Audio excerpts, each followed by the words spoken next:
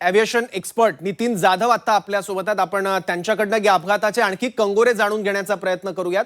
नितीन जाधवजी, या अपघाताबद्दल तुमच्यापर्यंत नेमकी काय माहिती आलेली आहे सुरुवातीची, आणि त्या संदर्भातल्या काही तांत्रिक बाबी तुम्ही आम्हाला सोप्या शब्दात सांगाव्यात ही विनंती. सर्वात प्रथम मी अजितदादांचा चांगला मित्र होतो, त्यांचा आशीर्वाद माझ्या पाठीमागे होता, प्रफुल्ल पटेल साहेबांचा होता आहे. आणि ही दुःखद घटना घडताना मला एक आश्चर्य वाटतं की हेलिकॉप्टर आणि प्लेन मधला असा फरक असा मी तुम्हाला सांगतो की हेलिकॉप्टरचं जेव्हा ब्लेड बंद होऊन जातो वरती जेव्हा फिरत असतं तर ते तो दगड बनतं आणि हेलिकॉप्टर ऍज इट इज खाली येतं. पण इथे छोटं प्लेन होतं, जर का इंजिन मध्ये काही प्रॉब्लेम असेल, दुसरा काय बंद करू शकतो, ते ग्लाइड होऊ शकतं. आता ह्या इथे एक्झॅक्टली मी तुम्हाला प्राथमिक माझे तिथे मित्र होते आणि त्यांनी स्वतः डोळ्यांनी बघितलेलं आहे हे सगळं, की हे सकाळ सकाळ जेव्हा उतरताना गावखेड्यात आपण बघितलं असाल की सकाळ सकाळ एक चादर असते, छोटीशी धुक्याची चादर पसरलेली असते.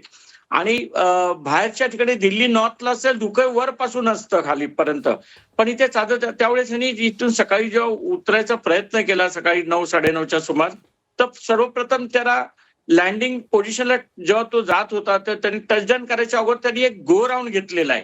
ही कन्फर्म न्यूज तुम्हाला आपल्यालाच कळवतो की त्यांनी गो राऊंड घेतला. त्याला विजिबिलिटी बरोबर कळली नाही पायलटला, त्यामुळे त्यांनी गो राऊंड करून आलेला आहे रनवे नंबर 1129 वर. आणि नंतर जेव्हा तो लँड करत होता तर त्यांनी जो नंतर त्याला टचडाऊन होत होता असं जाणवलेलं, तर त्यांनी म्हणून तो थोडासा अगोदर तो आला आणि त्यांनी टचडाऊनचा प्रयत्न केला, पण ते जास्तच अगोदर झालेलं आहे असं माझं म्हणजे नितीन सर, पहिल्यांदा लँडिंगचा एक प्रयत्न केला होता जो अयशस्वी ठरला. होय होय होय होय होय होय. आणि दुसऱ्यांदा मग काय घडलं? तेव्हा साहजिक असं का मी कोणी पण त्या ठिकाणी असेल की त्याला कळते की ओव्हरशूट हा शब्द आम्ही म्हणतो आमच्या ह्याच्यामध्ये, की रनवे जास्त नंतर टचडाऊन केल्यानंतर ते पुढे जाऊन आणखी थडकण्याचा संभव होतो.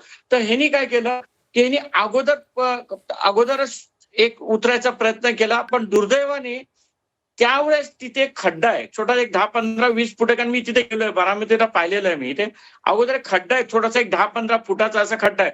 ते डायरेक्ट तिथे शूट झालेलं आहे, डायरेक्ट शूट झालेलं आहे ते वगैरे. त्यामुळे त्याला टचडाऊनच्या भरपूर अगोदर त्यांनी टचडाऊन करायचा प्रयत्न केलेला आहे असं माझं प्राथमिक. मी कोणा आरोप करत नाहीये, कोणाच्या चुकी तिथे मांडायला बसलेलं नाहीये. दुःखद घटना घडलेली आहे आणि आमचे मित्र, आमचे वडील बंधू साहेब बोलू शकतो की त्यांचं दुर्दैवांत झालेलं आहे. पण प्राथमिक ह्याच्यामध्ये हेच आहे की तिथे त्यांनी ओव्हरशूटला टाळण्याकरता टचडाऊन अगोदर करायचा झाला, पण ते जास्तच अगोदर झालेलं आहे अशी माझी कल्पना आहे इथे. Okay okay. पण नितीन सर, रनवेच्या आसपासचा भाग नेमका कसा असावा याबद्दल काही दिशानिर्देश आहेत? सर, जनरली आपल्याकडे भारतामध्ये मी पाहायला गेलेले दाट वस्तीमध्ये रनवे बनवले गेले. जसं आपल्या इथं मुंबई एअरपोर्टला दोन्ही बाजूला रस्ते आहेत, दोन्ही बाजूला हायवे आहेत. उतरताना पण आपल्या इथे बैल बाजार रोड आहे आणि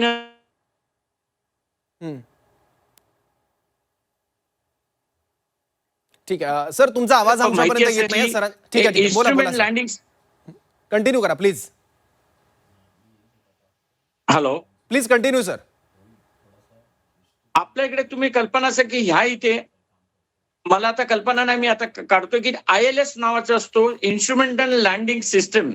लोकलायझर असतात, CNS त्याला असं म्हणतात, की जेव्हा प्लेन एक उतरत असतं तेव्हा ते लोकलायझर त्याला सांगत असतं कॅट 2, कॅट 3, कॅट 1, 1, 2, 3 असे प्रकार आहेत की ज्यावेळेस आपल्याला सांगतं की तुम्ही किती उंचीवर आहात, तुमची सेंटर लाईन रनवेवर कितीवर आहे आणि तुम्ही टचडाऊन ह्या ठिकाणी करायचं आहे. हे इन्स्ट्रुमेंटल लँडिंग सिस्टम तुम्हाला सिस्टम सांगतो. पण ते छोट्या प्लेनमध्ये ज्यांचे मॉडर्नाइज प्लेन आहेत त्याच्यामध्ये आहे ती सिस्टम, पण त्या ठिकाणी रनवेवर पण ती सिस्टम इन्स्टॉल झालेली पाहिजे. तर ह्या इथे ILS आहे की नाही हा मोठा मुद्दा आहे. ILS असताना तुम्ही जसं कॅट 2, कॅट 3 असं प्रकार म्हणतात, ते तुम्ही 0 व्हिजिबिलिटी मध्ये पण तिथे लँड करू शकता. जनरल व्हिजिबिलिटी तुम्हाला 100 फूट, 150 फुटापर्यंत मिळाली तरी तुम्ही लँड, 75 फुटापर्यंत मिळाली तरी छोटा प्लेन लँड करू शकतो. पण ह्या इथे अगोदरच टचडाऊन करायच्या अगोदरच लँड केल्यामुळे हा प्रकार घडला असावा असा मी प्राथमिक अंदाज व्यक्त करतो, मी आरोप करत नाही.